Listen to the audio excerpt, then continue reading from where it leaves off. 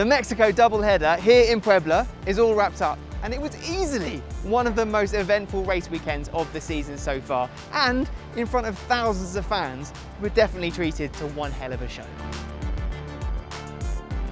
A really strong performance from Audi Sport App Schaeffler in round 8, starting the race in P8 and 9 and finishing with the Team 1-2.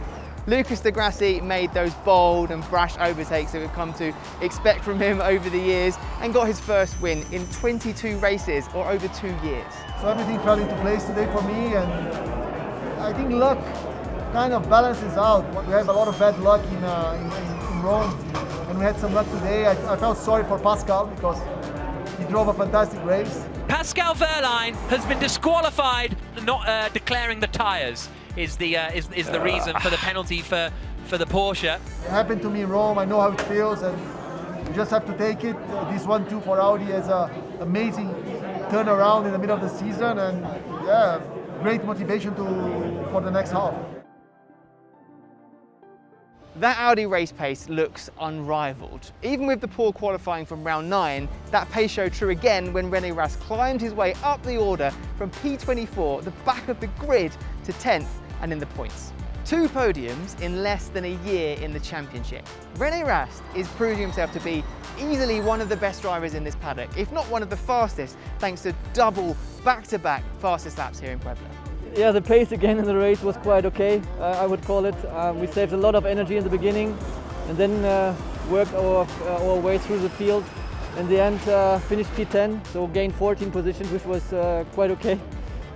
And fastest race lap as well. So the car again was very quick, but again the qualifier was a problem, made a small mistake, was last.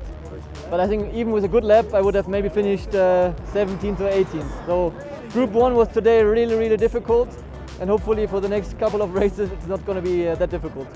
I think we have to continue like we do in the races and just improve our qualified performance. If we can find a bit of time here and there, and we are starting up in front of those guys we are fighting with, then anything is possible. We scored good points today. We are P4 in the championship now, which is a step forward. And anything can happen. There's 6 races to go. We're fighting for the title, and hopefully it will work out for us. And that Audi powertrain also helping rookie Nick Cassidy score his first podium in the championship for Envision Virgin Racing. I think we've had many opportunities this year, and it's not really coming together for me, but I feel like we've been fast, and so I've been so frustrated.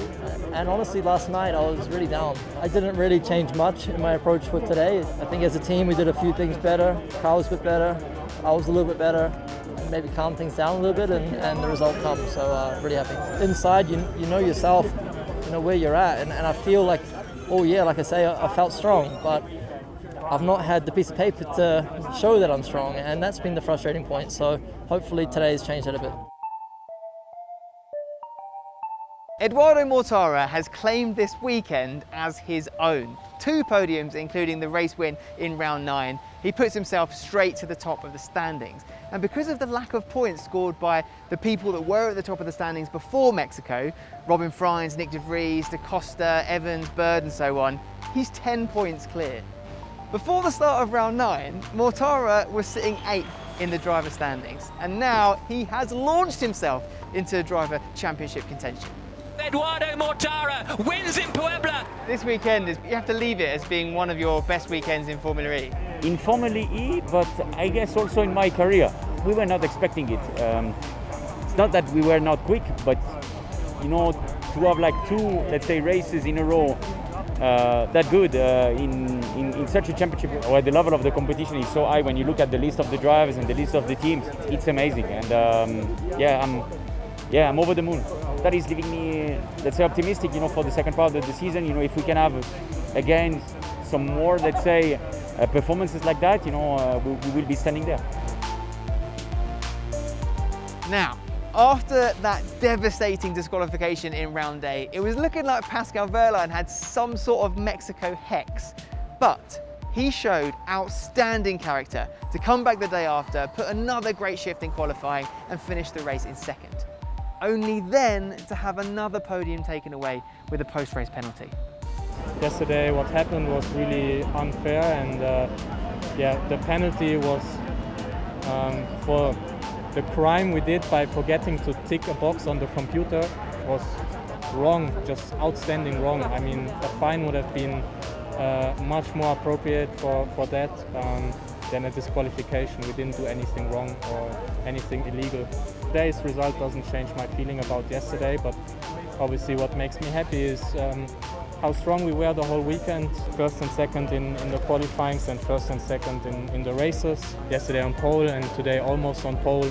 So just the overall pace picked up a lot since the last race. I'm understanding better how to drive this car. Obviously joining a new team is always different. The work is different, the car feels different, setup is different. And the team understands what I need from the car and is just matching really well, coming nicely together, and hopefully we can be even better in the future. There's no question that this circuit was challenging to race on. It was hard on energy, it was hard on tyres, and that Joker lap style attack mode activation zone made a flawless strategy even more crucial than usual. Certainly no shortage of drama on this Puebla circuit. It was extremely challenging for many reasons. You had to expect, let's say, surprises, from the racetrack. It was putting a lot of energy and a lot of temperature into the tires, so we had to manage that. It was not so much an energy, let's say, factor. It was more if you were able, to manage the tires better than the others. It was very difficult, very slippery sometimes, a lot of tire management, and also if you went offline a little bit, you would be so close for a crash. I mean, because there is a lot of dust on outside of the racing line, so you need to be very precise all the time. And with the walls, it felt like a city track, not like a racing, not like Valencia, for example. It felt more like a street track. So no mistakes allowed. So leaving Puebla, Mercedes EQ topped the team standings, despite having only scored 8 points in the last 4 races, but only 4 points separate them from DS Techeetah and Jaguar Racing. So this championship is still wide open, and we go again in a few weeks in New York City.